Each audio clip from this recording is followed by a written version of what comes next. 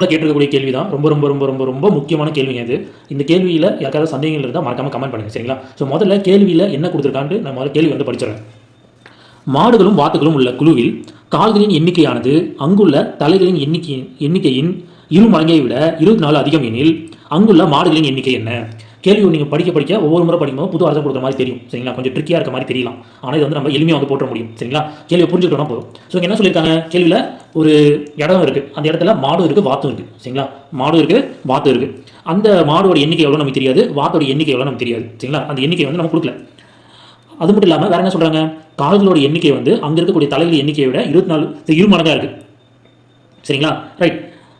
இப்போது நம்ம என்ன பண்ண போகிறோம் அப்படின்னா, கேள்வியில் என்ன கொடுத்துருக்கானோ அதை நம்மளால் எடுத்து எழுதிக்கிறேன். ஸோ உங்களுக்கு கிளியரான ஒரு ஐடியா வந்து கிடைக்கும், சரிங்களா?